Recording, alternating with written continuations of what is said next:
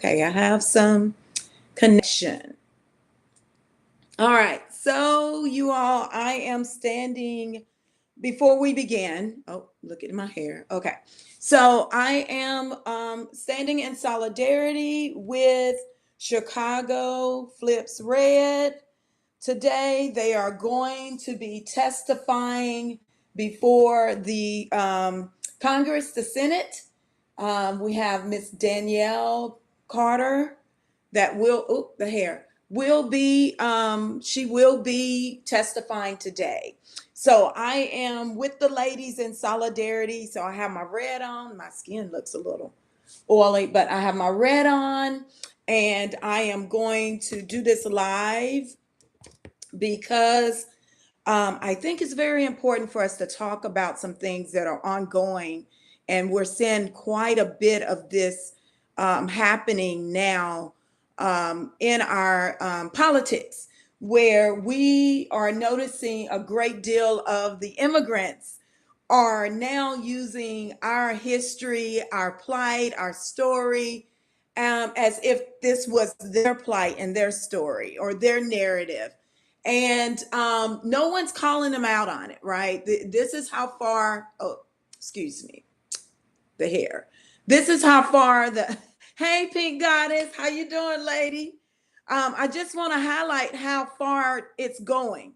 They have a plan to make sure that at this point in time that our history and our story is been co-opted by the immigrants, and they're the ones that are receiving all of the benefits, whereas we receive nothing, right? We just this morning I had a guy to say, we need to quit talking about slavery, and we know he's an immigrant, and I'm like, slavery is a part of American history. We're not going to quit talking about it. We're going to always talk about it, especially since we haven't been repaired. And then we're a part of the Constitution, the First Amendment, and then you have upcoming SCOTUS that will be ruling on the interpretation of the 14th Amendment. So there's no way we are going to stop talking about slavery, Jim Crow, anything of American history that pertains to the freedmen, the only Black people in America. And I wanted to make sure I educate people on why race is a social construct and how the freedmen took race because they kept utilizing race during those 150 years of Jim Crow to say that, you know what, we're white, right? So that means that we are superior to you or in some way. And we took Black and made it a part of our culture and also our ethnicity and an ethnonym, that now Black is an antithesis to white. We know that, right? That's the way I look at it. So I have a little background or agenda, let's say, today to cover. But I will repeat: the ladies of Chicago Flips Red, I'm standing in solidarity with them. I want you all to see my shirt, so that you know that I support them. I have been collaborating with them, and they're going back to Congress the second time.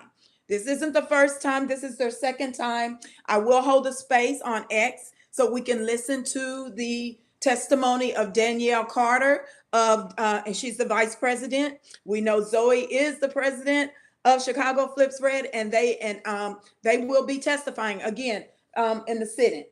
So I just wanted to put that out there. That's one announcement. The other announcement that I want to make for everyone is there is actually an ongoing recruitment with ICE. And I'm so excited about that. Oh, shoot, my dang computer on the other end with my live. Hold on one second. I'm going to pause this. I have my computer over here. Unfortunately, dang, I think it may have gone dead. I have my live going.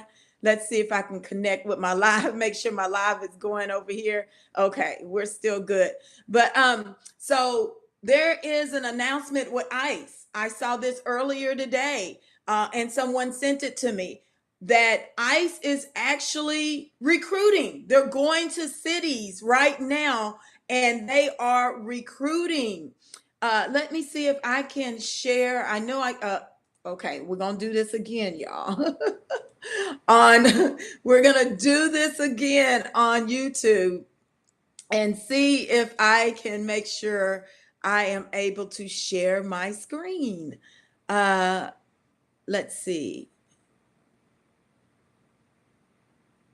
I want to go to X and I can show you where they literally have dates and time, whether it's in Florida, whether it's in Tennessee, but they are actively, ICE is actively recruiting you all. And I am excited about it because now it's virtual. It is, you do not have to go into their offices, they are virtual. They're recruiting online. So you can at least begin the process. So let me see if I can share that on X where I received it so you all can see it.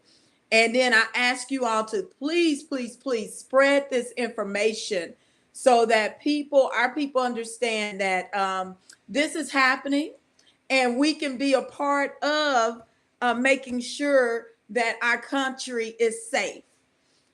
You all know that I was speaking initially about the bounty hunters. I'm all about the contract with the government for the bounty hunters.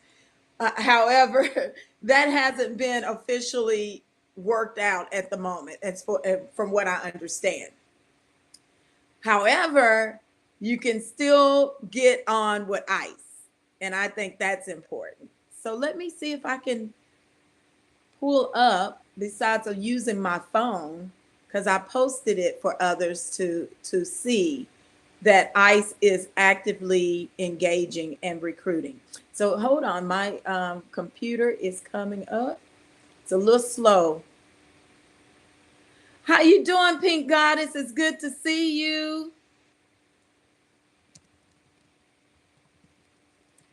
All right, that's in my chat. She's in my chat on the YouTube. Give me a moment. I know I'm slow, you all, with this. Let's see.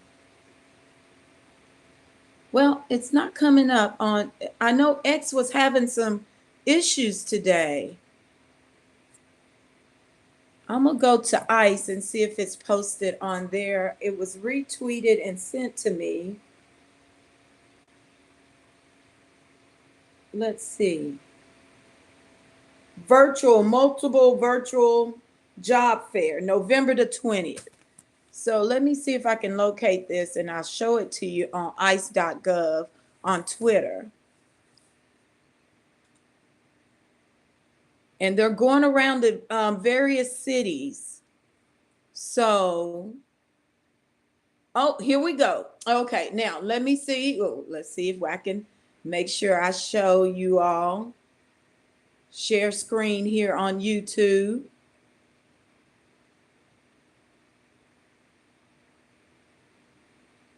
And see if I can select my screen.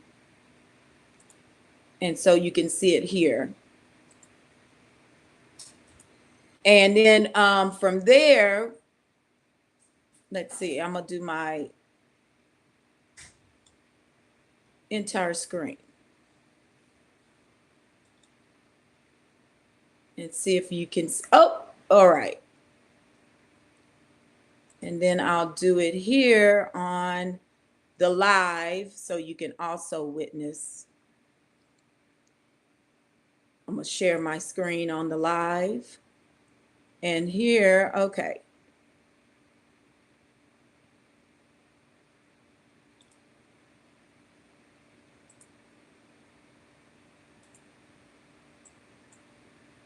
Now, I hope you all can see. Pink Goddess, I know you there. If you can see, let me know. I can see if I'm streaming. I'll have the other computer that unfortunately it just went dead on me. So StreamYard. Okay. And I'm going to allow. Oh, wow. Okay. None of my share screens are working today. Dang. Okay. You all can't see the share screen on the live there. I'm pretty sure. I wanted to share it, so let's see. Let's do it again. I did have two monitors, but my other is gone. So we're just going to go with this.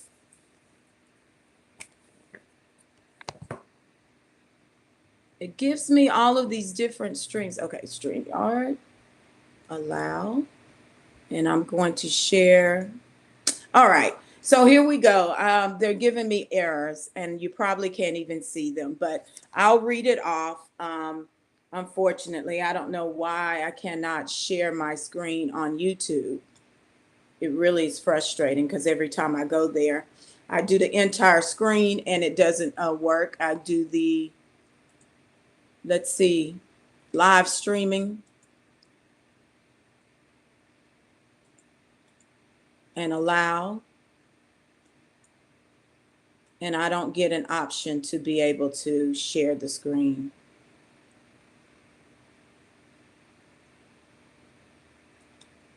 And then on my live, it's saying it's not allowing me.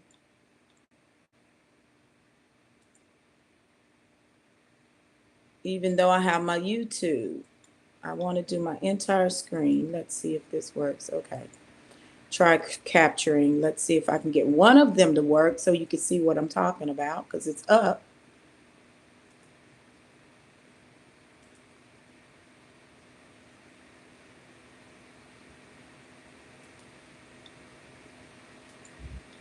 Okay, neither one of these are working.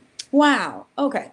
Anyway, so with that, it is join us at a virtual job fair. I've retweeted it on my page on X under Harriet.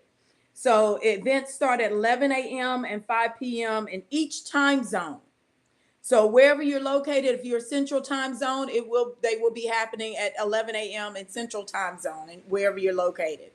And with that, they are hiring in Raleigh, North Carolina, Columbus, Ohio, Grand Rapids, Michigan, Fort Myers, Florida, Jacksonville, Florida, Richmond, Virginia, Louisville, Kentucky, Nashville, Tennessee, and Boise, Idaho. So if you're in those areas, please get the message out to our people. They can join ICE. And remember, ICE is giving $50,000 bonuses off the top. So if you know some individuals that presently, I think I know that you have to have, they do a background check. So ultimately, you will have to go through that if you have something on your record. But who knows? They may be waiving that. You just never know. So I say go and try and see what happens. You never know what may happen. And they can always give you the information and you can always pass it along as well. So I say, hey, go for it. Why not? So the title today is Race is a Social Construct and Black is for Freedmen Only. So what I'm noticing is we have many of the new arrivals, I call them, melanated beings that are now attempting to operate in race, right? At the same time, claiming that they are not here to implement racism. Hypocritical, right? They're not racist, but yet and still they want to attach to Black.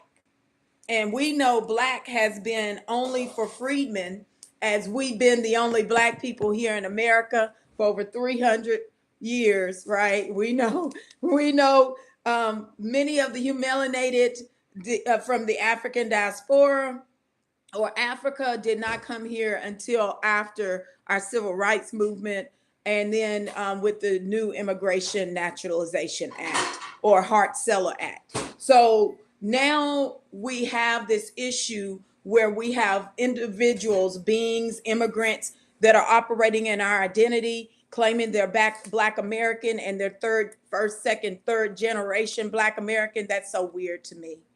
because we are not a first, second, or third generation in this country. And when I hear that, I'm like, whoa, wait a minute. It, you know, the fact of the matter is they have been given a battery pack to continue with this racism. I saw a video this morning with a lady, or I'll say a lady. She's Islamic. She's running for Muslim, I should say. She's running for Senate, New York State Assembly, and she's speaking on our plight as if it was her plight, and that they're coming to America to change up some things. Literally, that's what she's stating. Now, this is in New York City. This is in New York City. And so we are witnessing an actual takeover in America because they say they are not a part of the melting pot. They don't want to be a part of this melting pot. There are certain things that they feel that America needs to understand about, and they're not here for capitalism. Okay, she literally states that.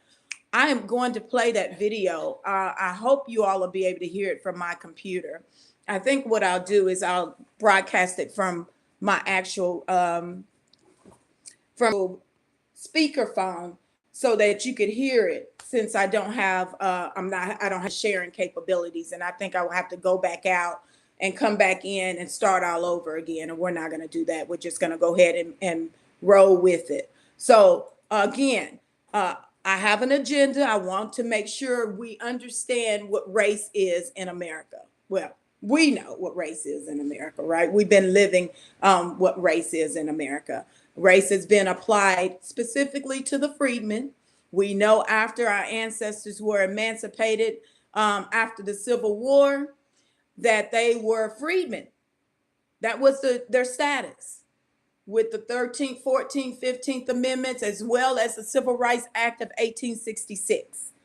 It was highly defined, right? That we were freedmen, and they opened the freedmen bureaus. We had the freedmen banks. And then in 1877, when the Republicans decided to compromise with the Democrats that were majority Confederates and immigrants, pulled out of Reconstruction, left us holding the bag, right? They no more protections. And then in the South, they began to implement Jim Crow. So that's how we got black codes. And from black codes, we're black, right? And so over that period of time, we have our ancestors that said, or elders, they're ancestors now, but at the time they may have been, well, Reverend Dr. Martin Luther King wasn't an elder. He was very young. So was Malcolm X. They were both very young when they were assassinated. However, we moved into the civil rights movement after Jim Crow, and that's where we came up with the affirmative action that was supposed to help us remedy the harms from Jim Crow. So all I see is continuous harm after harm after harm after harm and injury, and us being displaced off our land, off our soil, having to continuously move around, right? If you look at our history, our people have been moved around so many times. So this redlining, gerrymandering, all of that plays into our harms and our injuries. I want our people to understand that. We have not had any space to just do us. None space to just do us. We're consistently battling for our existence on our soil in the country that we built, our ancestors built, and our elders have, and us. We have definitely contributed to making America great. And so for some reason, there's an issue with us. And I'm gonna get down to the nitty gritty of some things. First, we're gonna define what race is, because some people will say, "No, race it's real." No, race is not real. Race is a social construct, and I'm gonna read off some things to you. First of all, what race is and how it's defined. And anthropologists know this. I will highlight how anthropologists have already agreed that we are also a new humankind. And they've known this information due to our ethnogenesis of slavery. They've known this information since the 1930s, 1920s, 1930s, because a Jewish anthropologist began researching and doing research on us. And we already know they were doing research on us in slavery, right? So it's formal science via anthropology. That's the only difference, right? So race. Let's define what race is. And I put in Google. Anybody can do this, and you can come up with it. So race is a social construct, is what I put in the definition. It says, yes, there is a widespread scientific and sociological consensus that race is a social construct, not a fixed biological or genetic reality. Okay? So when we look at, excuse me, when we look at these beings that are now coming to America and saying that they're black too, no, you're not black. Because race in America was created specifically to harm and injure the freedmen. Because we have been the only black people here in America that was enslaved. We're the only black people. But we do know that the tribes were also enslaved at a certain point in time with us, which also facilitates that ethnogenesis. We also know that there was a great deal of rape and sexual assault and slavery with not only the native tribes, but also us. So how did we get all of this Caucasian DNA? Because we wasn't just willy-nilly hooking up with Caucasian or Europeans in slavery. Women had no sense of agency. We know some other things happened. Pedophilia happened with the children. So we are the authentically original made in America. Americans via slavery. And that is a part of our ethnogenesis. And so when we claim black, totally different from what an immigrant is claiming black today. Very shallow as well. Very, very shallow for us, right? Because black, again, has taken on a whole new meaning with us, considering we've been the black people here in this country that has equity here. We have contributions. We help develop. We have helped advance this country into a first world nation. That is not the recent arrivals. That is not, they are not capable of such, right? So at this point in time, you all, they're purposely and intentionally coming to America to erase us, to implement genocide. No doubt. I mean, it's all in our face. If we say to you, and you are a recent arrival to this country, that you are not black, you can't be black because you don't have the history. And then we also, as the Americans, the authentic, born, natural, native to indigenous to this land, that we are the black people of this country. And you still want to tell us that you are us? I have a problem with that. That is the intention behind that. Is we don't care what you say. We gonna still be black. And we're gonna come here and we're gonna be black, and we're gonna use your story, your history, your narratives, and we're gonna do what we want to do, right? Or y'all need to quit talking about racism, or quit talking about black, quit talking about slavery. It's American history. We're Americans. We're the Americans that experience all of this, right? So now I'm gonna define what is an ethnicity, because we know there are people are saying, okay, black for us is an ethnicity and an ethnonym. Okay, so when we look at black, our ethnicity, it refers to a group's shared cultural, heritage, which can include language, religion, traditions, and ancestry.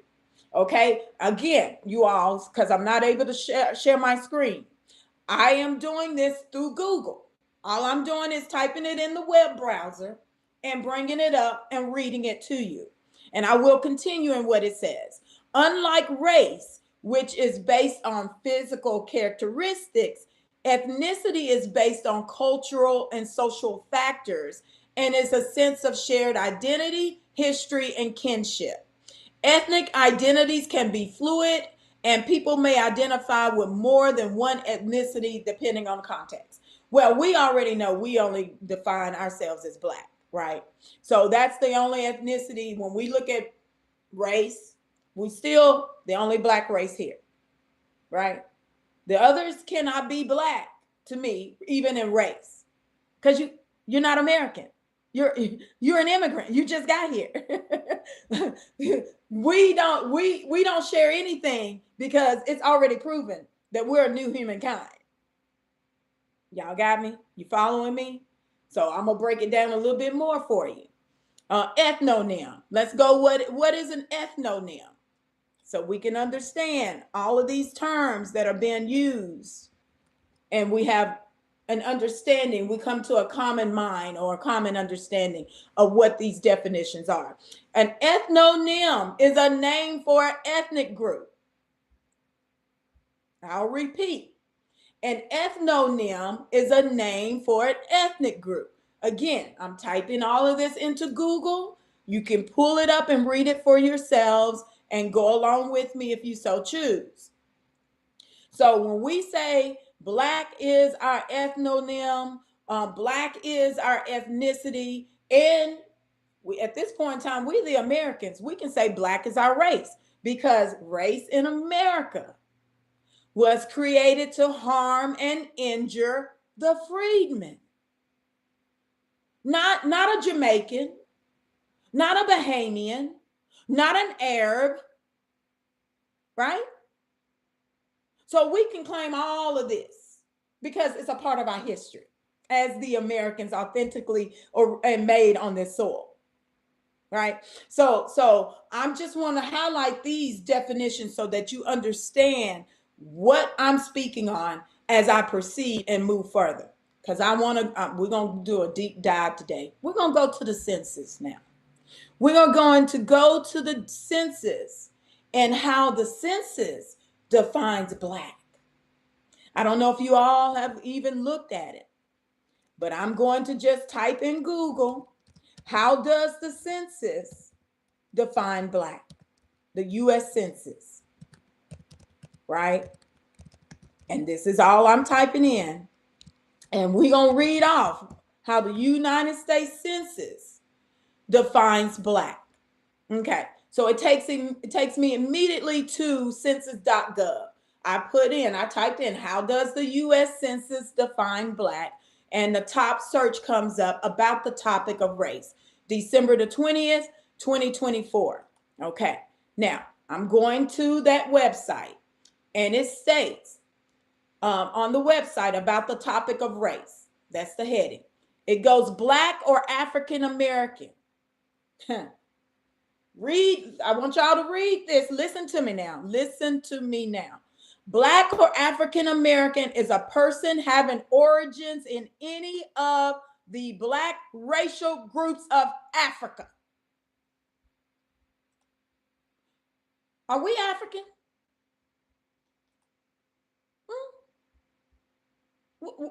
What Black racial groups are in Africa? They're tribes. I don't recall any Africans saying that, I'm Black.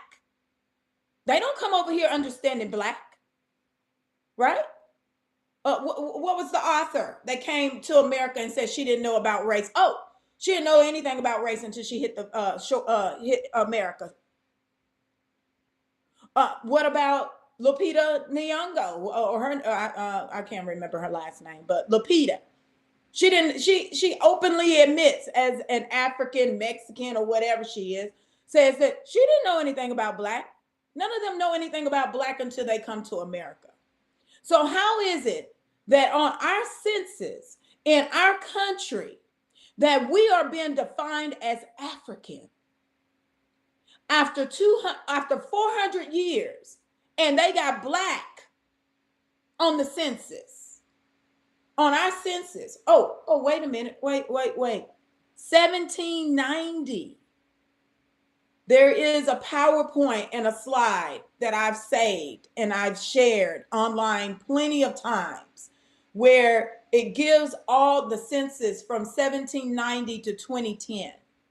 And in that census, you can see slaves, freed people, white people, and then it starts defining us as Black. So we've been here in America and we're still being tied to Africa.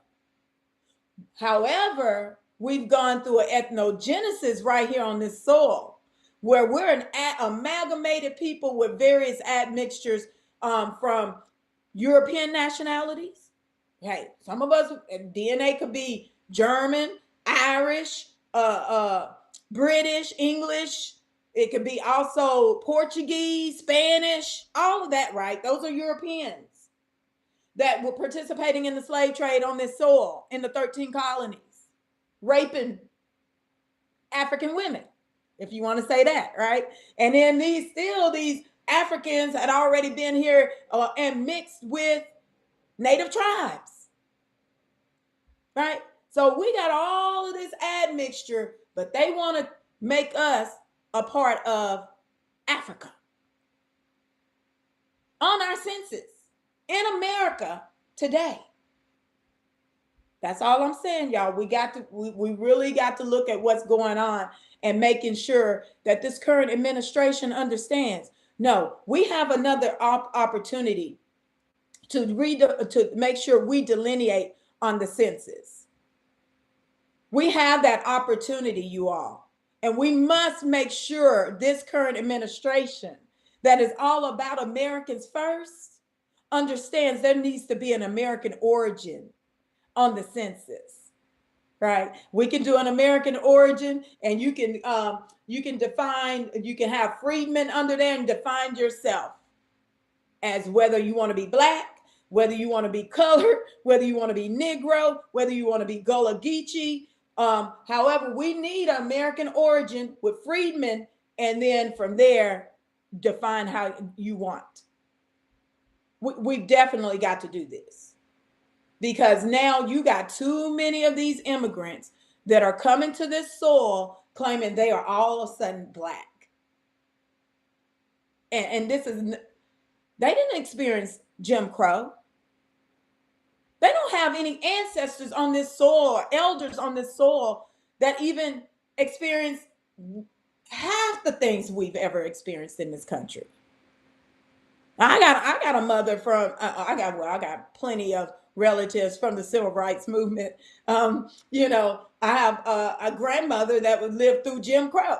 Well, she's deceased now, right? However, even some other beings around here may have elders, great grandparents that have lived through Jim Crow, right? So we know some of the Tulsa survivors lived through Jim Crow.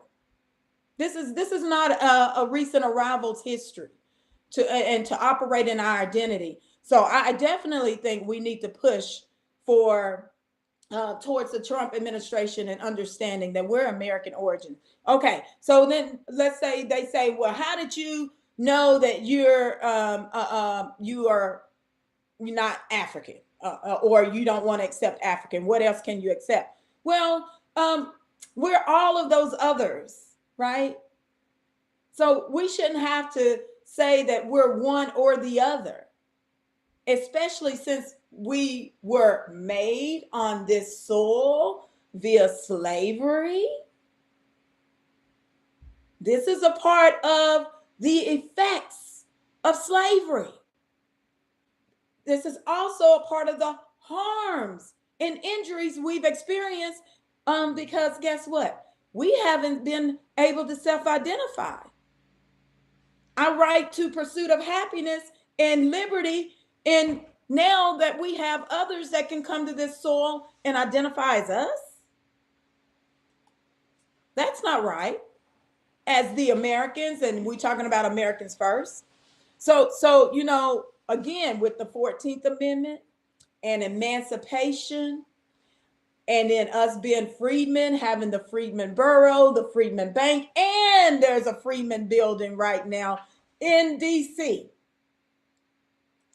There should be no questions asked other than, okay, how can we move forward? How can we work with you all to move forward with this and get this right this time? And I do believe, because the administration rescinded all of the executive orders about the census, and then on top of that, they also want to change the census to not include the illegal immigrants, because they know they have been included in the census. So we have a great opportunity to really get some things aligned for ourselves, you all. And I want to highlight that. So as we move forward, I want to also talk about how we define Black, right? Specifically us. Because the others, they don't know what Black is. Black to them is just a skin color. Black to us is spiritual, right? It's a part of our existence. It's not this shallow color of red, black, and green, or yellow, brown, and all of that's bull. We're not about that with Black. So I'm gonna give you a definition of Black that is very positive.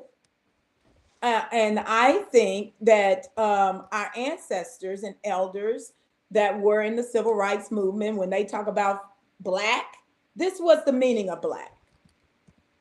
It wasn't what we see the others speaking on right now. So I am looking up, what does the color Black symbolize? That's the definition I'm looking at, right? The color Black represents a wide range of concepts, including power, elegance, formality, sophistication.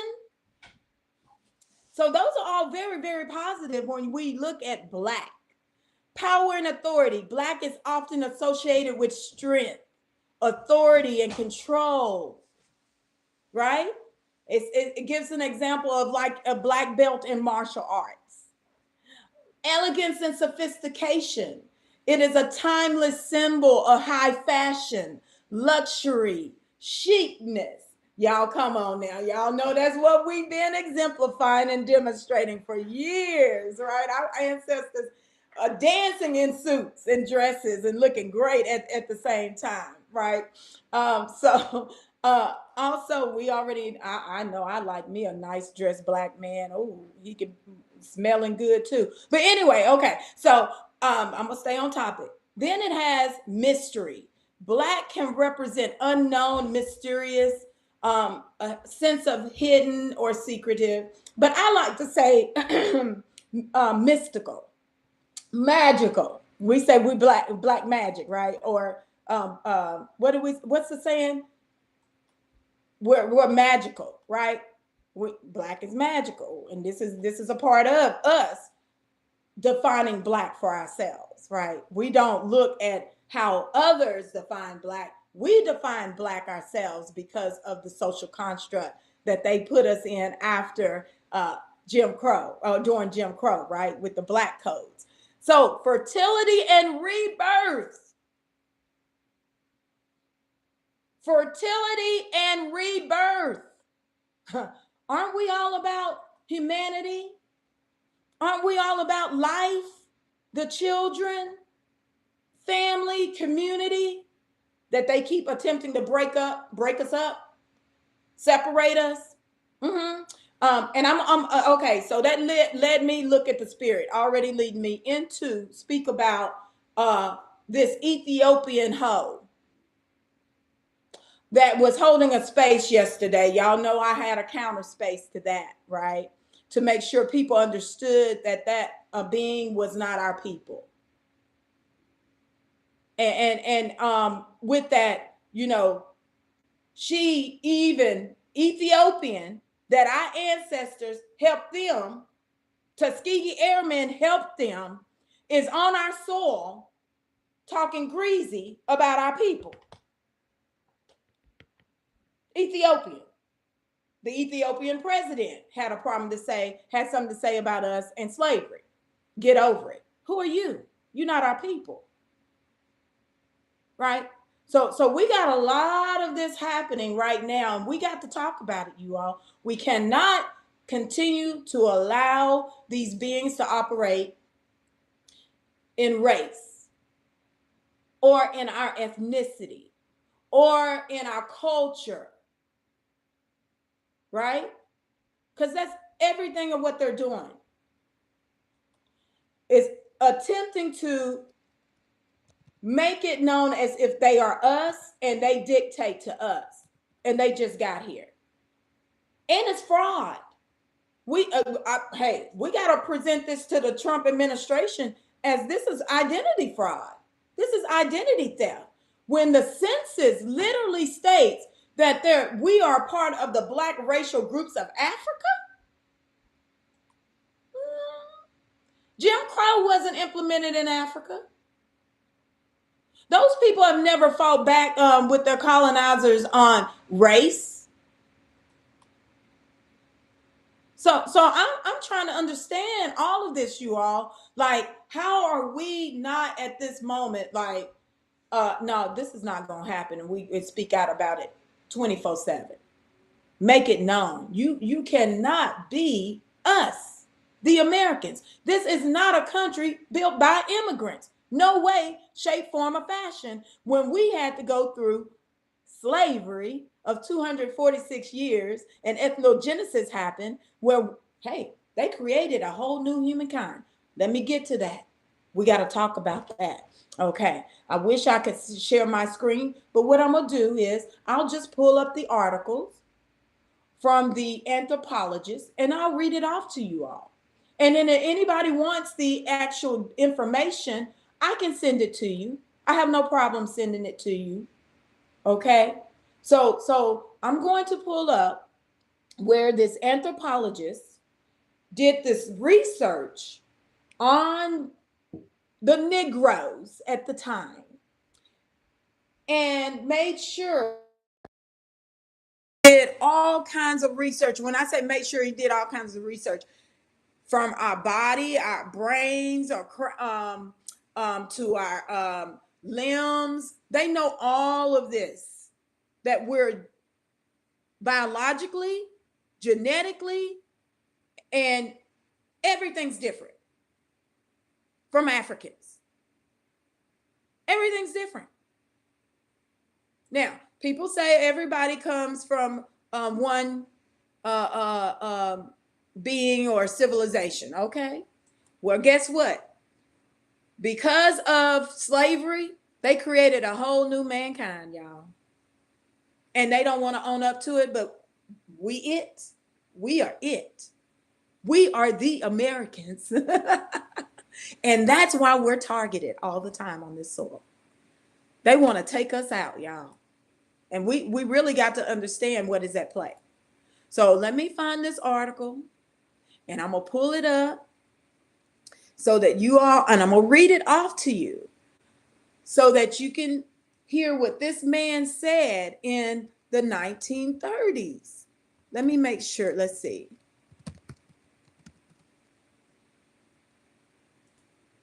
I have this particular article. I have retweeted it online quite a bit.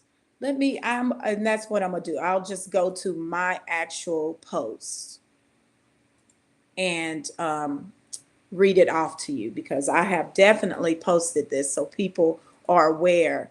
And please use it and take it and utilize it, because this is where the actual science comes into play about our harms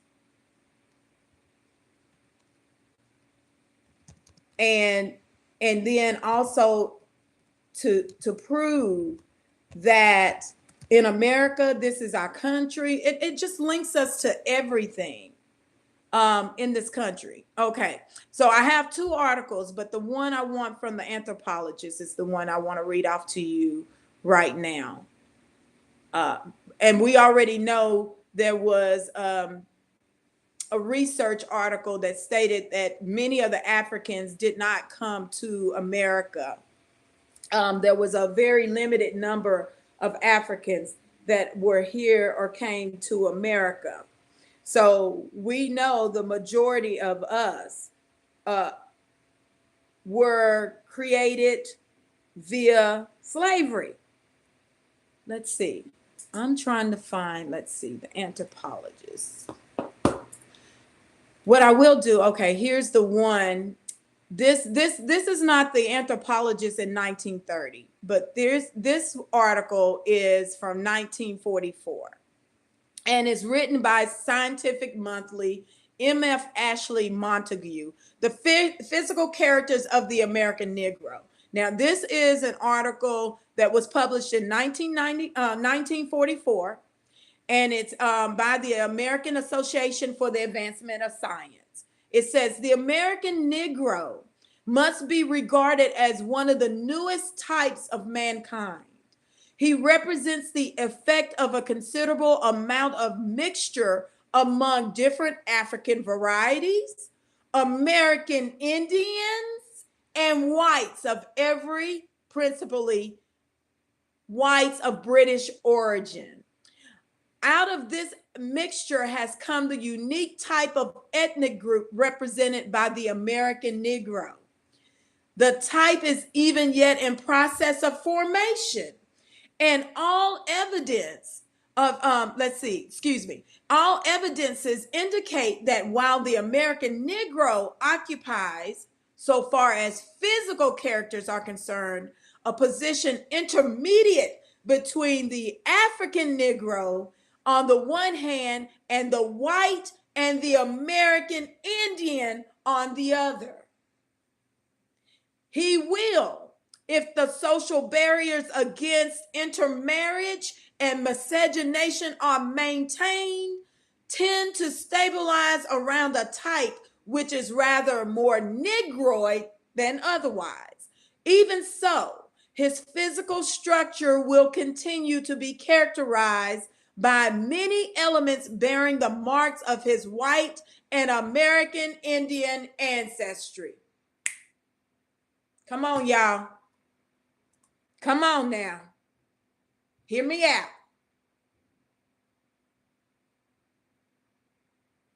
Y'all feeling what I'm feeling?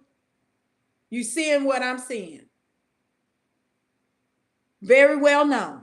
They've known this. They've been doing studies on us for a while. So we know, and we've been saying it, we are a new humankind in America based on the ethnogenesis that happened via slavery. And then after that, we still had Jim Crow, where they changed us to black, made sure that we are black, right? Okay. So now we know that these new melanated beings that are coming to this soil can never, ever be considered black.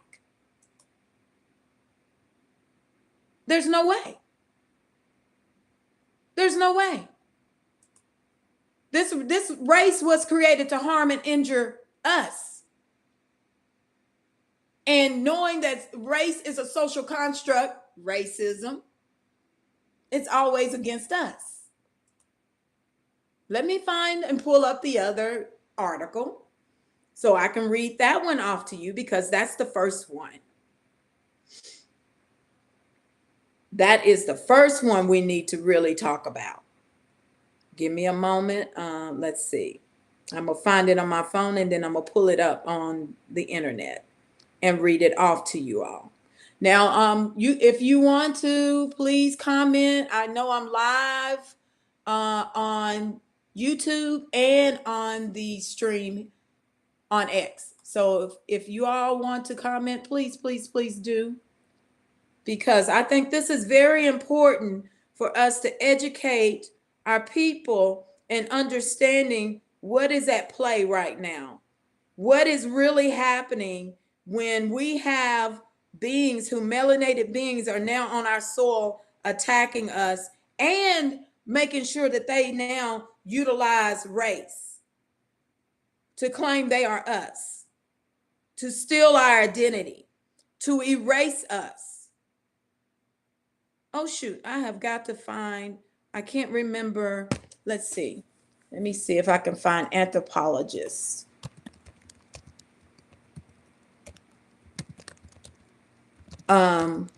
And pull it up that way.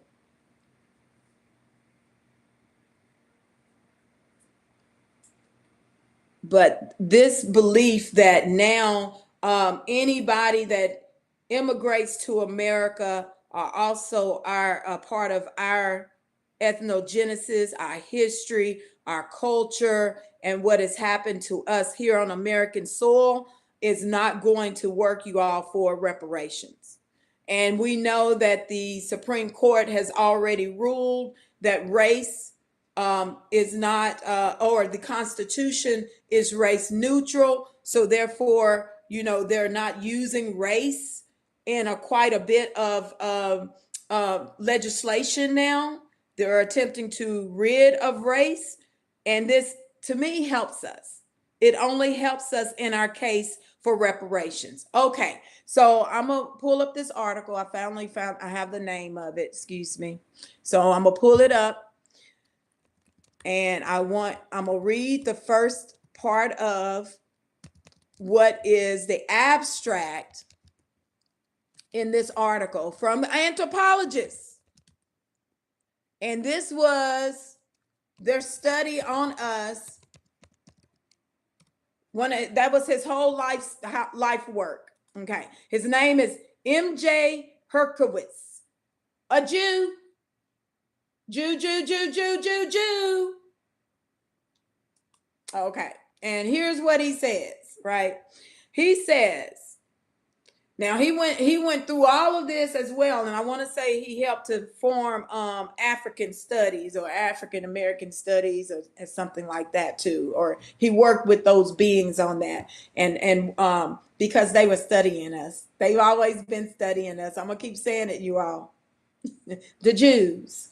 Okay, the series which is represented in this paper is made up of 5,539 American Negroes, comprising individuals of both sexes of all ages from 1 year till adulthood. And the latter class, including all persons who are 20 years of age or above. 1 year to over 20 years of age and above.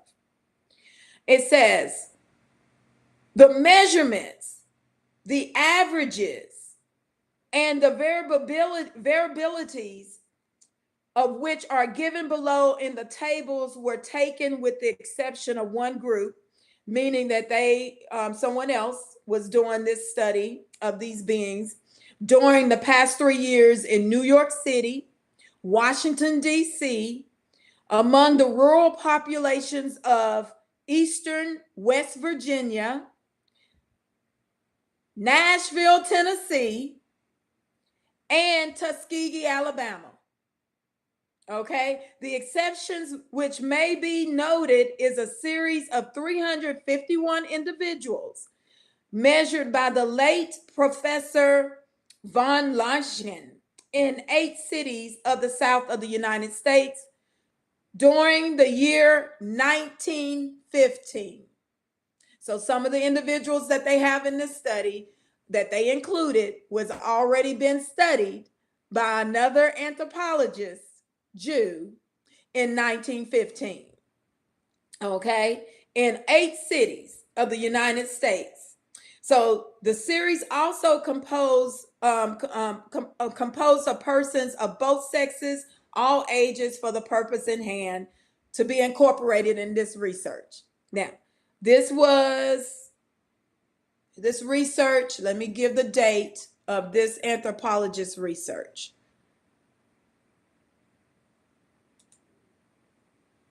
Let me make sure of the date.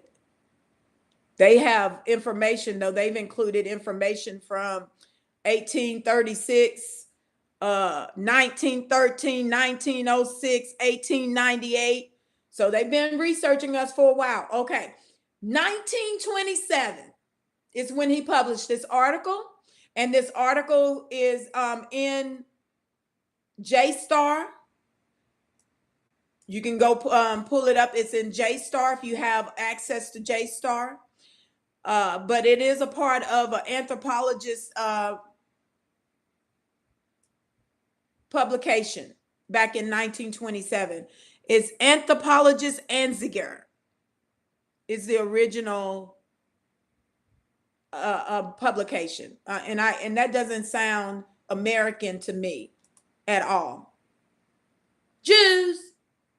Okay, but let me go and complete reading this. Okay, it is important in any consideration of the American Negro to understand the use of the term.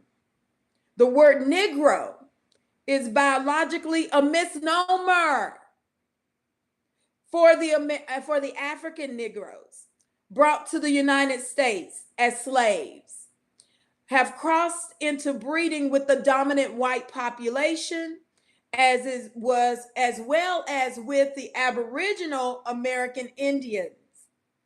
So types that came into the American Indian types that they came in contact, as there is today only a small percentage of the American Negroes who may be considered Negro in the sense of the term. I have discussed to extent which the crossing has occurred and the consequent hybrid character of the American Negro people of today and elsewhere, and is therefore only necessary, right? Okay, y'all.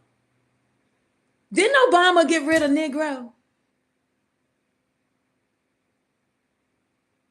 Obama and Hakeem Jeffries. I think we just found out why they were getting rid of Negro. Okay? Think about it. When we say Negro, which Negro is on our census, we got Black, Negro, and I was talking, let me say this before I continue. I was talking to my mother about Black and Negro, right? And my mother is almost 80 years old. And she said, what's the difference? We've been all of that.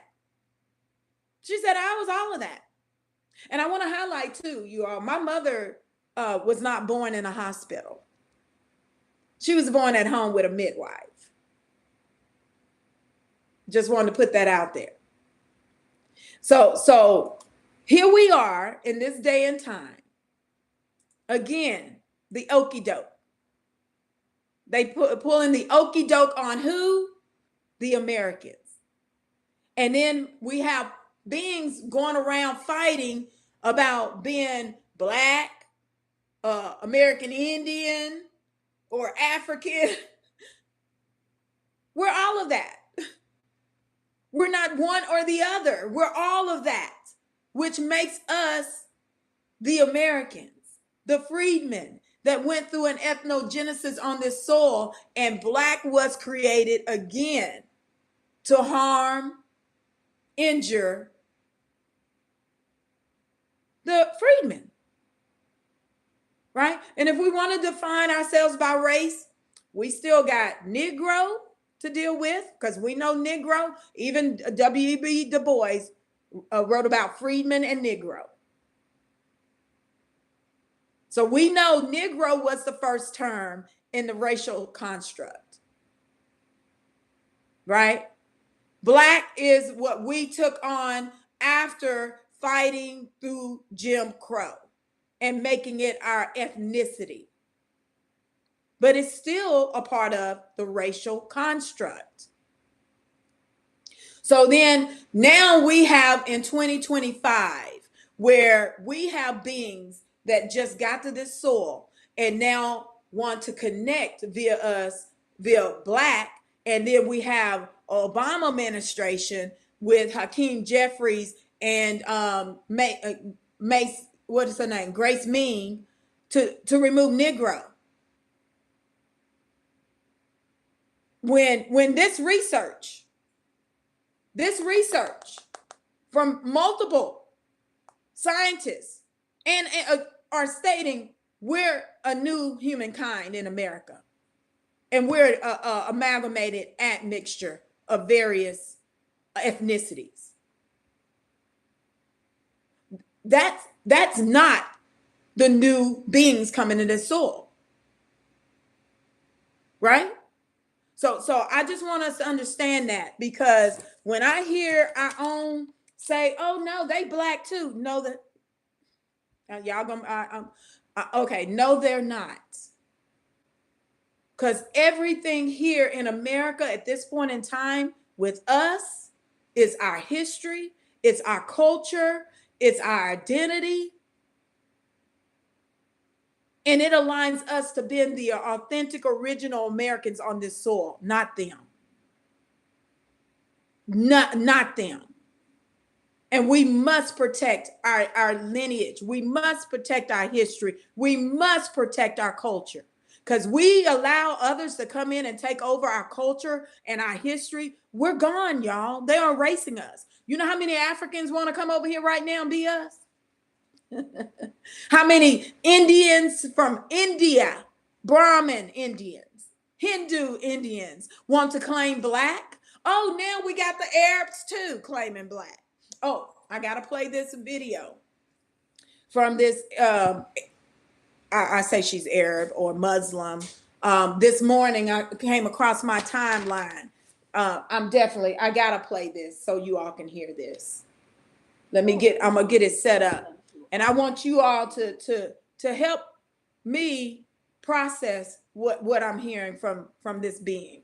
So give me a second, and I'm gonna play it because be able to hear it, because I can't share my screen. Again, I'm having those technical difficulties. I didn't want to go out and come back in and start all over. So we're just gonna go with what I got right now. But I want you all to hear this. Let me go to my I made sure to bookmark this. Let me go to my page, and I'm going to go to my bookmarks, and I hope it's there, but I did retweet it as well. So I might just find it on my page, retweet it or repost it, because I want you all, oh, here it is. I want you all to hear this. Now, her name is Aber Kawas, and she has endorsed Madani for New York State. She's been endorsed by Zohran Madani for New York State Assembly seat, in Queens, okay? New Yorkers, where you at? Where y'all at? What y'all gonna do in New York? We need y'all to speak up in New York. Okay, here we go. I'm gonna play her. I want to make sure you all can hear it. Policies in Europe, and so okay, I'm going back to the very beginning. And so and finding that the system of capitalism and racism, and white supremacy, etc., and Islamophobia have all been used, to colonize lands, right, to take resources from other people. And so this is like a long trajectory, and we're just seeing the manifestations of that continuation, right, with 9/11. And so a lot of times when people are asking us to respond about, attack, right, if you look back historically, right, a lot of us come from lands that were colonized, lands where wars are being waged, right, a lot of times because of U.S. policy or the policies in Europe. And so I find that we can connect over that, but then also that the idea that we have to apologize for a terror attack that a couple of people did, and then there is no apologies or reparations for genocides and for slavery, etc., is something that I kind of find reprehensible. And so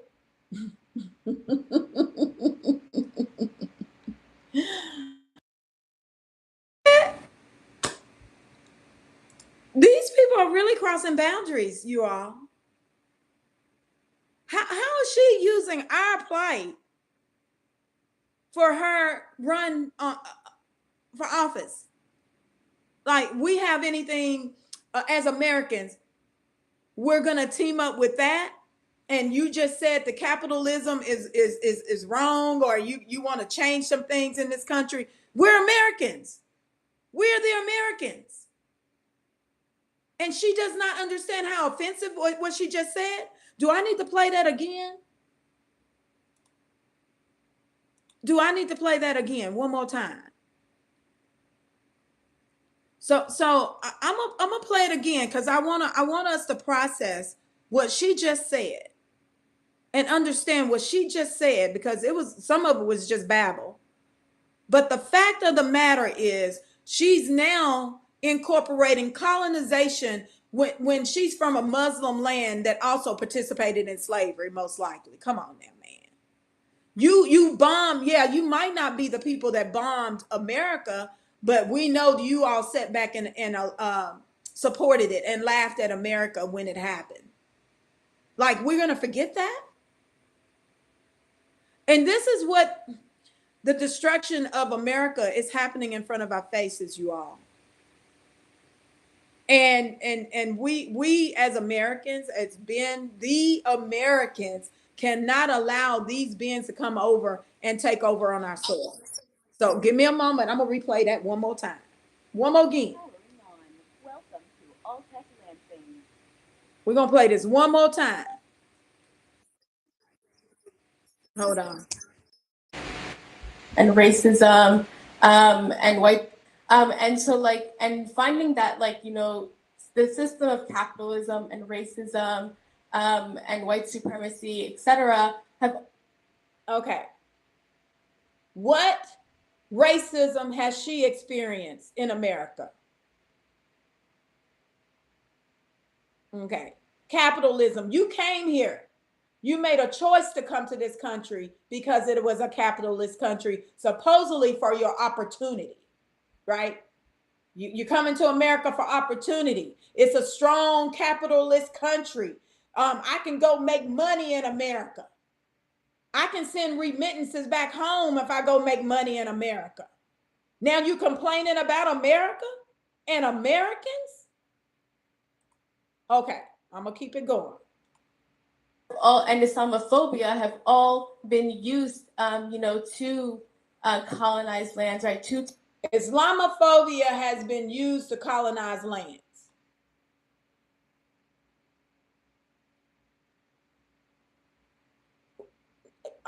I don't know if anybody going over to now. Let me roll it back. Let me roll it back. I know of them going over to Afghanistan and they had to pull out because yes, she is. Yes, she is Pink Goddess. She definitely is using words that would trigger the freedmen. You are correct, and that's what they're attempting to do. That's all they do. That is all of their psyops, and that's why I called out the Ethiopian yesterday online and called her out as a psyop. This is exactly the part of the psyop. Yeah, and our people need to understand this.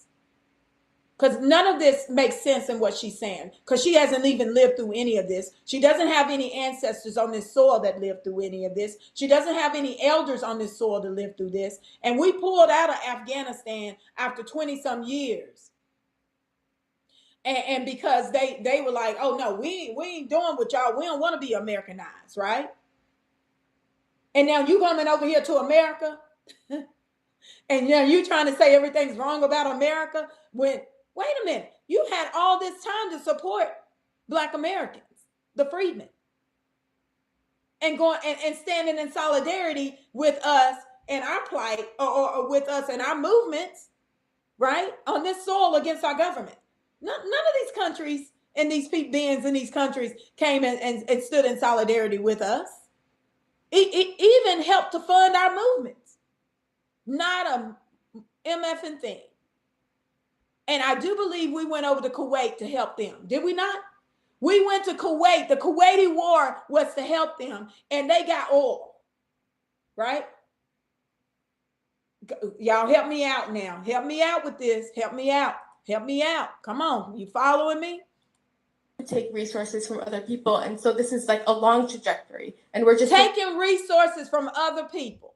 She is right now taking our resources on our soil as Americans and sending money back, probably remittances. A lot of them send remittances back to their countries. What are you talking about? Okay, all right, okay. I'm hot, y'all. I'm hot. seeing the manifestations of that continuation, right, with 9/11. And so a lot of times when people are asking us to respond about, attack, right, if you look back, like, historically, right, a lot of us come from lands that were colonized, lands where wars are being waged. They are coming from lands that are being colonized and wars are being waged. So you know what? I'm going to come to America and I'm going to go over there and I'm going to destroy your country and colonize you. That's what I heard. So anybody sitting up here today that is freedmen, Black American freedmen, you sitting up here supporting these immigrants to destroy your land, destroy your history, take on your identity and act like you never ever existed. And an example of that is Argentina. They literally really killed off all their Black people, the majority of the Black people. I think I read it was close to 1 million or 2 million Black people in Argentina went through slavery, and they made them fight all the wars and made sure they killed them all. Then the women didn't have men to procreate with, so they migrated or immigrated. They immigrated and left Argentina and went closer to Brazil or other countries.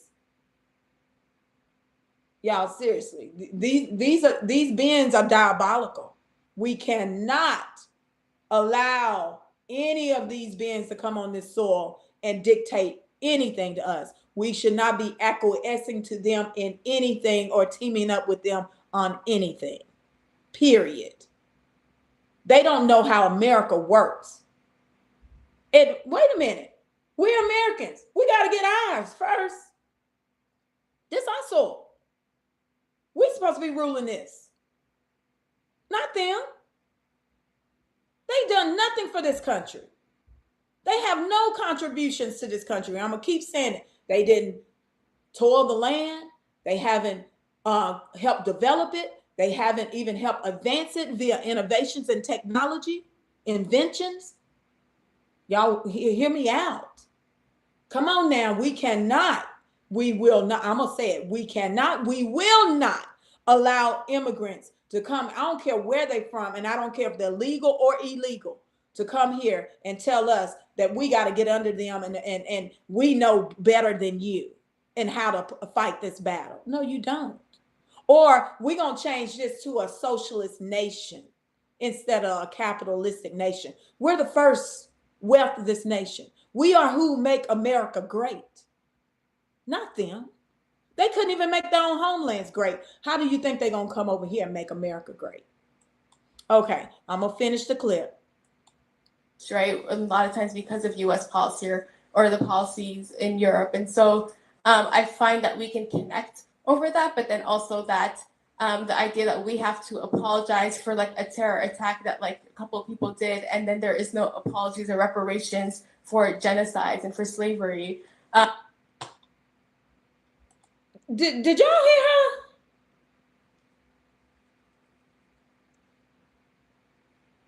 All of a sudden, our plight in slavery and reparations is a concern of the Arab and Muslims.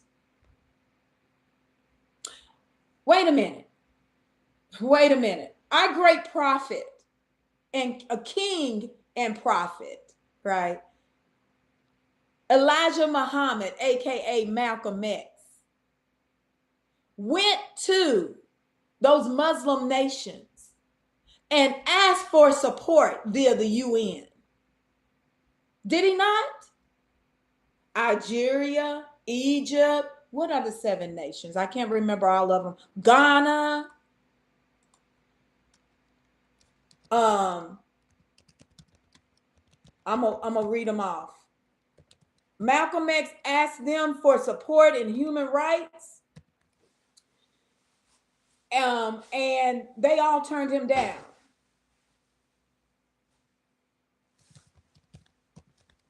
And this was after his visit to Mecca, and they were attending the African Nations Organization of African Unity in Cairo. So, okay, so Egypt, Ghana, Guinea, Morocco, Nigeria, Senegal, Algeria, Iran, Syria, Saudi Arabia. Y'all help me out. That was a no. We Ghana, oh, we just got our independence, and Nkrumah, we just got our independence, and we got to focus on us. The man just went and visited Muslim nations, Arabic nations, and asked for support in human rights with the United Nations. It only takes two countries to stand up and say, we are charging genocide. The United States government, we're charging them genocide. Two nations, that's all it takes. That's all it would take. They never did it. And now you're on my soil trying to use my plight? After they assassinated our great prince and king and prophets? You on this soil talking this crazy BS to us? Oh no, there's no solidarity here. I'm American, honey. You got to go. You got to go. Nothing here is yours. We done fought through it. We done had this, the resilience, the mental fortitude to withstand all of this oppression and subjugation. And you think now that you're going to come to this soil and talk like we have some kind of solidarity? And you never, ever, ever spoke about our plight in helping us, supporting us in any way until you're on this soil to try to take over. No, that's not happening. Not on our watch. Not happening. I descend from warriors of this land, real patriots, fought real wars on and off this soil, right? We know we had some great ancestors fighting during the Civil War, y'all. Some great ancestors did great things, and they didn't get to reap the benefits and rewards of what they did for the people or for America. When you have a rewarded Colonel Allen Allensworth that they hyped him up and everything about what he did in the Union, and then he builds a town, and then you allow the others, the white folks, to destroy his town that he built for his people after serving in the Civil War, saving the Union, saving America. No, baby. No. We're not doing this. Not today. Not on this soil. So y'all, we got to rev up now. It's getting good. It's getting real good for us up in here. We got to start speaking out and letting folks know, no, we don't align with that. We're the freedmen. We're Americans made right here on this soil, and we're not going anywhere. And hey, I'm already letting them know you're so brave and courageous. You're gonna shed some blood on this soil. It ain't nothing new to us. Nothing new to us at all. But you know, we're attempting to do it the political way. But we see y'all want to fight us the political way. We're going to fight you that way too. But at the end of the day, you're not just going to waltz up in here and try to take over here. Not happening. Not happening. So I'm going to play something. I want to play you all Reverend Dr. Martin Luther King on Black. Y'all know I love his speech on us being Black. So I'm going to play that, and then we're going to get a little bit more into what I know people don't like Clarence Thomas. But it's clutch time, and he coming through. from what I see, Clarence Thomas came out in the clutch for the people. Okay, so we're going to first get to the Reverend Dr. Martin Luther King Jr.'s video on Black, because it's so inspirational. And I just think, we need to hear this, because they love to talk about him. And we know that he was down for us. And he may have been, some people talking about he done led us this way, that way. You know what?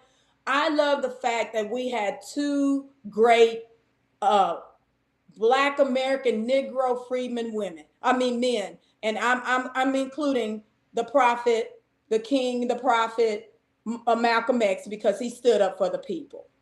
He didn't waver. He didn't say I was Caribbean or West Indian. No, he looked at himself as us, right? So we're going to go with that. And he stood on it, even for reparations. He never wavered on our reparations and who it was for. He never included others.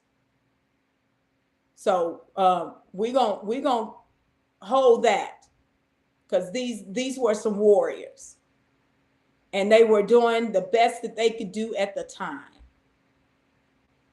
So let me find the Reverend Dr. Martin Luther King on Black. Let me see. And I will say, I even love the clip, if you all have seen the clip with Adam Clayton Powell. I love being Black, baby. That's a good one too. Let's see. Let me see if I can find this clip, and I'm going to play that for us to just hear and to fulfill our spirit in a way of understanding that Black, these other beings, we cannot let them intrude into our space and our identity of Black. No way. No way should we allow this. And then we should make sure that this current administration understands that the current definition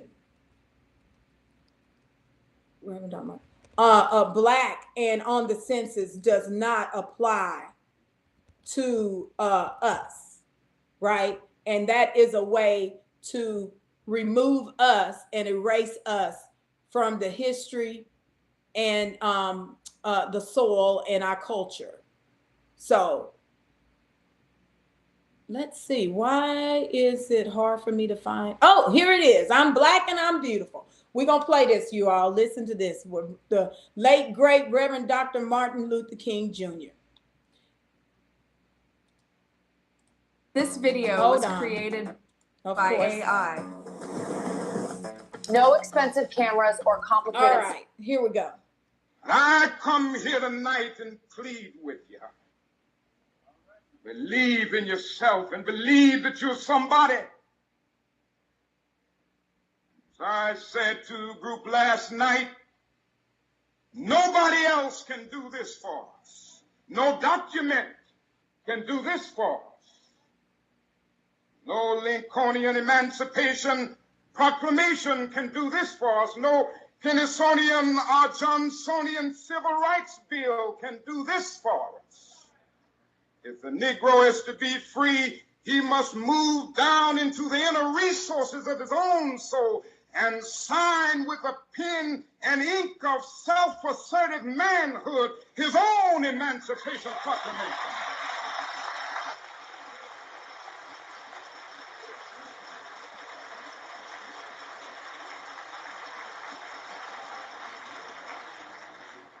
Don't let anybody take your manhood.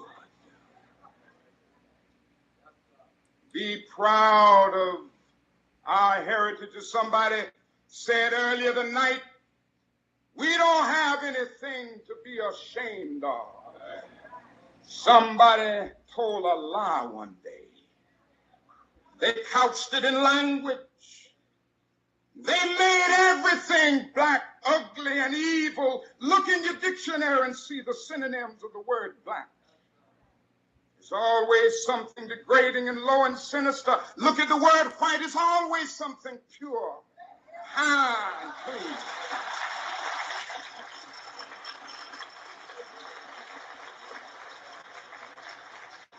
But I want to get the language right tonight.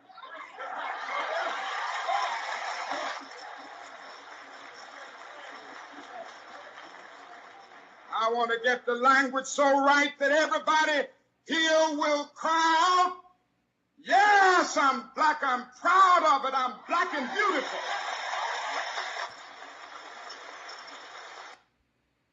All right. I love that clip.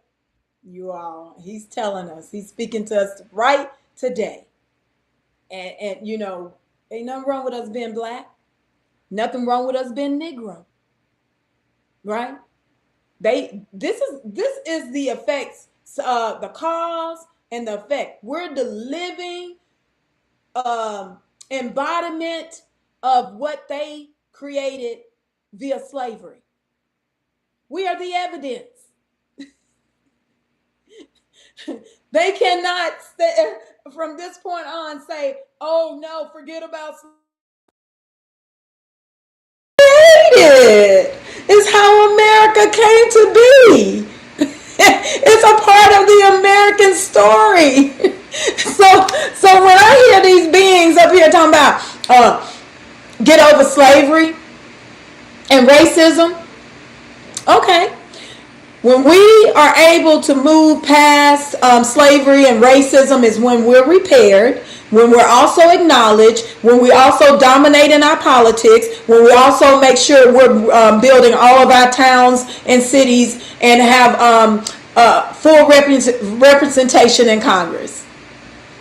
Because you're never going to win, and that's still, we're not going to get over it then. It's a part of the American history. It's a part of our culture. It's a part of our existence in America because we're the Americans.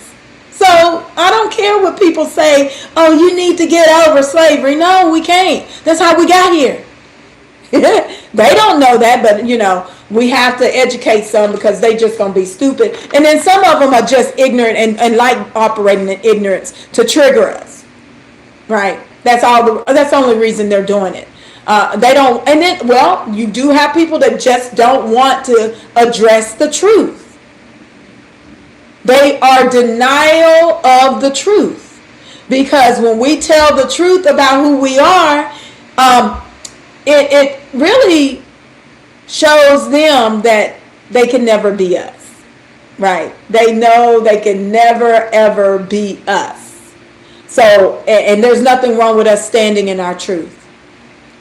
But yes, Miss Mashawn, the plot does thicken, and why Obama and Hakeem Jeffries and Grace Mean worked so hard to just remove Negro. As you even heard in the clip, the Reverend Dr. Martin Luther King Jr. said Negro. And over time, it went to black. And when I was speaking to my mother, I'll say this again, when I was speaking to my mother was like, it's the same. She's like, it's all the same. And I agree with her because it's a part of our history as the Americans and how they've taken race, a social construct they created, a pseudoscience, right, to not include us and keep us separated off our land and from receiving our full citizenship as Americans via the 14th Amendment. You all, everything is working in our favor. We just have to understand how this is all aligning, right? So now I want to highlight Clarence Thomas. Clarence Thomas in the Supreme Court. Now, when we talk about race, we know that there were two cases, and I'm gonna pull up those cases. I'm gonna pull up the first one that I think is very important that began to set the precedence. We know the Jew that decided, you know what, he was gonna get out here and eliminate race, thinking that it was gonna harm us. And it backfired. Notice how the ancestors and God is working for us. I'm going to say, notice how God and the ancestors continue to work in our favor. He thought he was doing something about the college admissions, right? And getting rid of race. And it's coming right back for us to only help us to get to using freedmen status all over again, right? Because they took us, that was the whole thing. They implemented race in after emancipation via Jim Crow with black codes, right? And here we are, and using race, and he's like, oh no, you can't use race because everybody else has used race to get ahead of us, right? They've been using race, the Asians, now the Hispanic and Latinos. We know that the African diaspora, right? Everybody's been coming over here on race and using it against us, catapulting themselves when race was originally created in America to harm the freedmen. So now he thought he was doing something, and they said, oh yeah, the Constitution is race neutral, so guess what? We shouldn't be utilizing race in these college admissions because of, we know that came from affirmative action, right? Again, connects all back to our history because we are the Americans. All of this is on our dime, you all. None of them have ever fought for anything. They ride our coattails to get what is ours because they're immigrants, right? So they need everything. Everything here is ours, and they have to attach to us to receive resources. Is what is really coming down to. They can't get anything without attaching to us because they really literally can't do it themselves. They can't come over here to America and just bootstrap and do what they need to do for themselves because this is a capitalistic country, right? You can come over here, win some Sears with $1.50, $5 in your pocket, and you can make it in America. Bootstrapping. That's the lie. Because Winsome Sears got benefits and resources being black, right? Even Sotomayor on the Supreme Court literally stated that she was an affirmative action baby. Come on, y'all. Help me out now. Help me out. Now, how is it that we, the Americans, are not receiving all of this and our wealth is almost zero and everybody else got accruing wealth in America? Help me out, y'all. Help me out. Because none of them have experienced this or fought for anything in this country. No equity. None. Okay, so let me get to it. I want to read what, you know what? Let me see. I definitely want to read what Clarence Thomas had to say. And then I want to also include, which is this, some of this information is included in the petition that I have going around. So you can always retrieve that information, the links and all of that as well in the petition. And I do need to post the petition again for anyone to sign. Our petition is for us to delineate, ethno-aggregate, separate ourselves as freedmen under the status of freedmen out from under minorities or with all of these others that are now receiving our resources and benefits under black, or stating that they, really under black or under a race, because even the Haitians can flip-flop between black and Hispanic and Latinos, and then you got the Afro-Latinos that can switch between black and Hispanic. Like, we're not doing this. We're not doing this because that's nothing but erasure for us.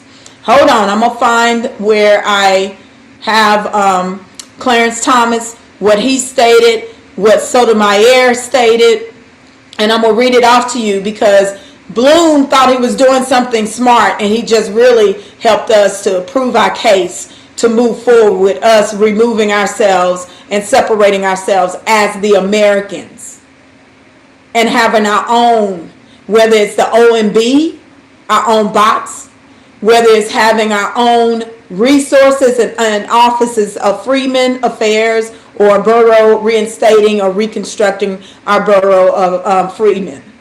So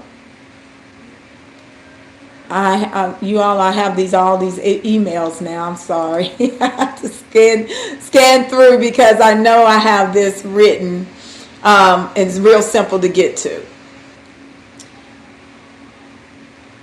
And then after this, I will begin to shut it down. I don't want to go too long. I just want to give out this information and make sure individuals are understanding the play at hand right now and how we must stand on our history, on our culture, on our identity. We must begin to speak out and make sure our people understand the play and what is happening with us right now. And these immigrants are not here to help us. Let's get that out of our heads right now. They're not here to help us. And anyone, I saw the video with Professor Smalls. Okay, Professor Smalls. You're an elder. You have great knowledge and expertise that you brought to the table. I'm not going to deny that. But to say we're African in this day and time, no, we're not. And it's been proven. And they know it. So for any of our people to continue with these statements that are false, we can't listen to that. We cannot. It does not help us to move the needle, does not help us to fight for our reparations, any of that. So, okay. I think I found it.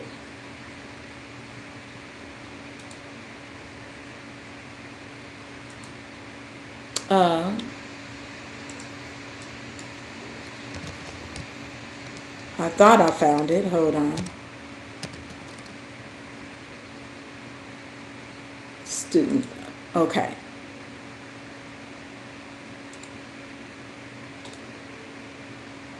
I had sent some emails to Tennessee State University to attempt to engage with them and help to educate our children about this status. However, I did not receive any responses, right? So I was going back to that particular document that I sent to read off from that document because I did put an excerpt of what Clarence Thomas said in that particular document.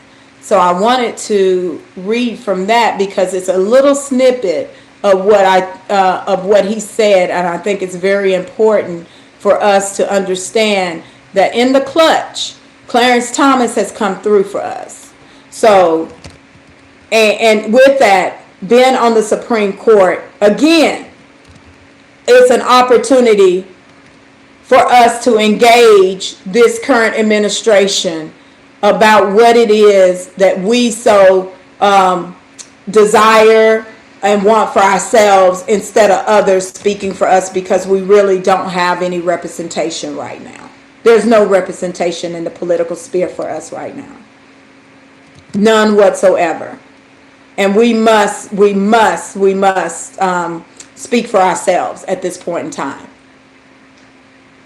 So, okay. I do believe I found it. Yeah. Okay. All right. So here's an excerpt for what Clarence Thomas said. Now, I got this from an article that was published that he actually wrote about and some of his statements in his briefing after the Fair Admissions Act, when they ruled on it, the Fair College Admissions for Students Act, right? They ruled on that, and it was back in 2023, August of 2023. So that it was a decision to end affirmative action in college admissions, which has prompted a reevaluation of admission policies by universities nationwide. I see this as an opportunity for us to make our HBCUs Freedmen only. Freedmen legacy, Freedmen lineage. Everyone at a HBCU, from the board of trustees to the executive management, the administration, faculty, staff, employees, however terms you want to use, need to be freedmen, right? The students, predominantly majority professors, all freedmen. These are jobs for us. Plus, we are Americans, and we need to make sure that our children are learning about their history, also about how we move in politics, not being groomed by AIPAC and Jews, because that's what's happening right now, right? They've been taken over. So here's what Clarence Thomas says. The 1866 Freedmen's Bureau Act then expanded upon the prior year's law, authorizing the Bureau to care for all loyal refugees and freedmen. Now, some people want to take the term refugees and say, oh, that means white people. Well, it was a war, and you still had free people that are still considered freedmen, right? So that's the way I look at it. But at the end of the day, it was still created for the emancipated, because freedmen only pertains to the emancipated. Importantly, however, the acts applied to freedmen are formally race-neutral category, because not blacks writ large, and because not all blacks in the United States were former slaves, freedmen was a decidedly under-inclusive proxy for race. I'll repeat that. Freedmen was a decidedly under-inclusive proxy for race. Moreover, the Freedmen's Bureau served newly freed slaves alongside white refugees. Right? So the original meaning of the 14th Amendment, advocates of the law explicitly disclaimed any view rooted in modern conceptions of any subordination. So to the contrary, they explicitly clarified that the equality sought by the law was not one in which all men shall be 6 feet high. Rather, it strove to ensure that freedmen enjoy equal rights before the law, and that each man shall have the right to pursue his own way of life, liberty, and happiness. Very clear. Very clear. The 14th Amendment, he reiterates that the 14th Amendment was for the freedmen to have full citizenship and to enjoy the rights to life, liberty, happiness, and unalienable rights that the slaves and their descendants could not enjoy in slavery. Correct? So we know that the white refugees were not enslaved. We know they're refugees because of the Civil War. But we had free people of color that were also refugees that ended up also under freedmen. So I just wanted to highlight that, because we got a lot of confusion going on, but we got a Supreme Court justice that is us, that knows how to interpret the law in our favor in the clutch. So to me, also, this goes back to affirmative action, right? I'm doing some research, but it sounds like we can even rewrite affirmative action if we wanted to. If we had some real attorneys that are freedmen willing to stand up for the people. Sounds like we could rewrite and amend or write a new bill, right? That's where I'm going with the Office of Freedmen Affairs. Reconstruction. We can make it the Freedmen Reconstruction Act 3.0 today. Trump administration, I got you. I got a proposal. We got you, Trump administration. We have proposal that we're ready to move forward on and act in some business. We're ready to do business. Forget these other politicians. They're not here for us. We know we are taxation without representation right now. But the freedmen, grassroots, are right here, and we're ready to get down and do some business. So you all, I just wanted to point that out. That we have a sitting SCOTUS that we already know when it comes down to the ruling on the 14th interpretation of the 14th Amendment. What do you think he's going to do? I'm here for the win. I'm all here for the win. And we already winning, but we don't understand sometimes how we can use certain things to our as leverage for us to continue to win. So I'm going to repeat. I will repeat that Clarence Thomas came in for the clutch for us. And they trying to spin it as if he was against us. But no, he wasn't. He was highlighting the freedman status. With the 14th Amendment. You all, you see that? I'll reread this one more time. So it is, the way they write it, legalese. But we're going to reread it one more time. The 1866 Freedmen's Bureau Act then expanded upon the prior year's law, authorizing the Bureau to care for all loyal refugees and freedmen.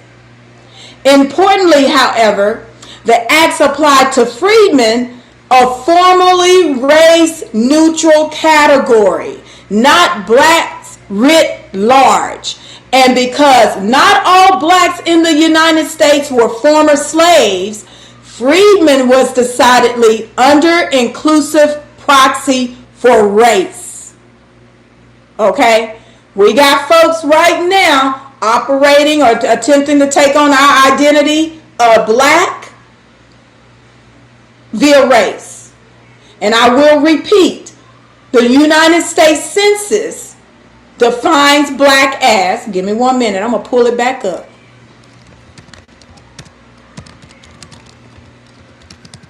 I'm going to pull it back up.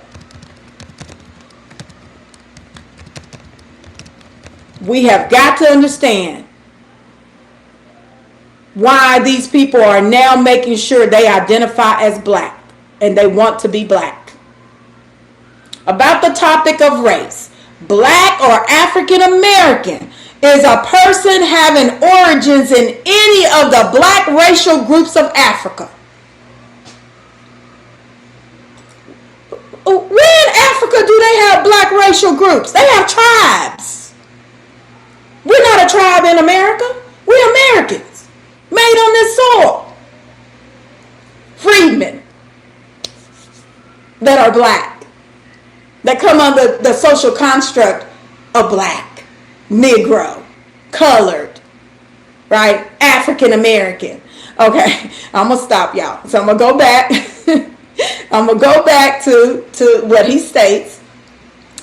So with that, moreover, the Freedmen's Bureau served newly freed slaves alongside white refugees. But we know white folks were never enslaved, so they're never ever considered a freedman. Right? Not in this. So we can remove all of that confusion. So then I'm going to continue. The original meaning of the 14th Amendment. Advocates of the law explicitly disclaimed any view rooted in modern conceptions of any subordination. To the contrary, they explicitly clarified that the equality sought by the law was not one in which all men shall be 6 feet high. Rather, it strove to ensure that the freedmen enjoy equal rights before the law, such that each man shall have the right to pursue his own way of life, liberty, and happiness. That's us, y'all. That is the freedmen. The only black Americans in this country, the black American Negro freedmen, are the only black people in this country that this applies to.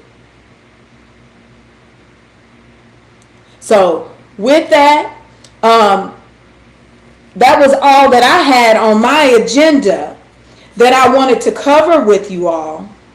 And I'll just leave out this on this stream with one song that I love by the Last Poets, and they talking about what is black.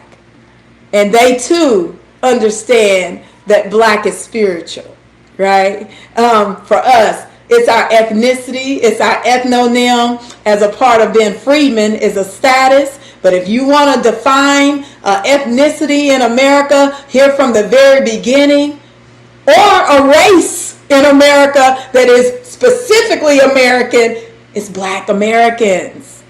It's the black American Negro freedmen, right? We define what black is. They don't get to come here and tell us what black is, right? So let me get to that video, because I do like the Last Poets and how they express black in this song. And I want you all to understand going forward that we got to stand on us. Stand on it. Stand on who we are and what we got going on here. This is not for others. This is for us. So let me see. Let me make sure I get the video, and before I end the stream, because this is where I'm going.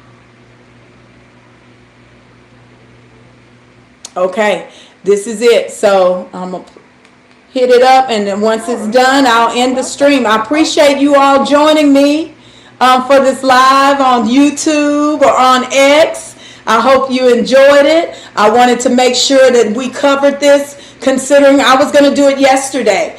But unfortunately, after I saw that being held that space about our black female male relationships, like, you're not black. You're not a part of who we are. You cannot speak on us. But, that's what trolls do, or that's psyops. I call it, it's just all psyops. And we got to understand that when we give these people spaces on our stages or in our spaces and claim they are to us, we are helping to erase ourselves. We are playing into the ethnocide and genocide. No melanated immigrants should be speaking for us in our politics. It's not the same. Because we created this, right? We should be benefiting from what we created in this country, not others. And they don't have the same plight. You cannot tell me a Bahamian has the same plight as a freedman in America. They were emancipated before we were emancipated. They have land and countries. They have their own resources. So why are you on my soil trying to take what's mine? And you want to tell me that's equal and fair? No, that's not equal and fair. You in America, being a capitalist country, you got to work for what's yours to be rewarded. You got to put some work in it. You just don't get to come here and take what others have and think it's yours and feel entitled or be unjustly enriched, because that's really what's happening. And that's part of socialism. But you already know. Y'all already know how I feel about that. But anyway, we're going to get to this video. And I want y'all to hear the Last Poets talk about what is black.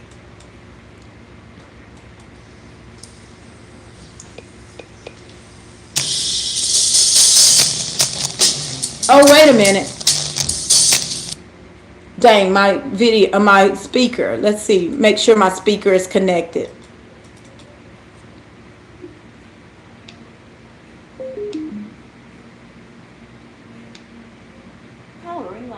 Welcome to All Tech Land. And while I'm setting that up, you all please donate to the Freedmen Descendants Advocacy Group. We are going to be going to DC again to make sure we lobby to the Congress people, and we want other freedmen organizations to please join us. We will be doing this at the beginning of the new year, next year, 2026. I will get you all more information about it. So please join us. We already have some people or organizations in DC, DMV Freedmen. What's up?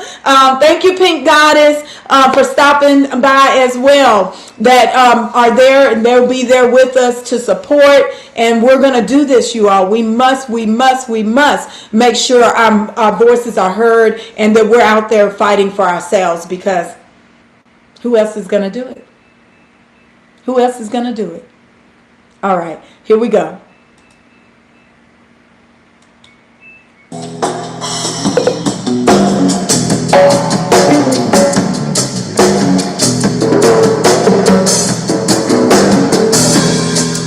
Understand what black is. It is a source from which all things come, a security blanket for the stars. Understand what black is. It is not a color. It is the basis of all colors. It is not a complexion. It is the reflection of all complexions, all human. Understand what black is. And from this blackness, passion flows like a river. Feelings tell the truth. Song and dance and making you laugh are family members. Understand what black is. The breath you breathe, the sweat on your brow, the tears and the cheers, balancing the world on your head. Black is you. Faith is the glue that holds it all together. Understand what black is. It is not some horror story. For souls drifting in a land of perversion. Blackness is love. Is a light shining on a path leading to the sun. Oh, caressed in the bosom of the moon. Understand what black is. A power you must yield to. A force so strong you try to sleep it away, or jolt to your circuits and say you must be electric and plugged into the sockets of the world. Understand what black is. Black is humanity. That beautiful chord on a 12-string guitar. Understand me. Brings comfort. Understand me. In turbulent times. Understand me. Food. Understand you. When there's nothing to eat. Understand me. Shelter when there's nowhere to live. Making hope stand tall and not look. Black knows it can be more. Tried by fire and washed in the waters of life. Understand what black is. Black is hot. Black is cool. Black is wise. And can never be a fool. Black is hot. Black is cool. Black is wise. And could never be a fool. Understand. Black is a hero, not a villain. The essence sealed with a kiss. A stone we build our arms upon. The shadow and evening's mist. Understand what black is. Bigger than reality. Blending in with the night. Let the sun chill and watch the stars dance in rhythm to the music in our souls. Understand me, understand you, understand me, understand you, understand me, understand you, understand what black is. Understand. Understand me. Understand.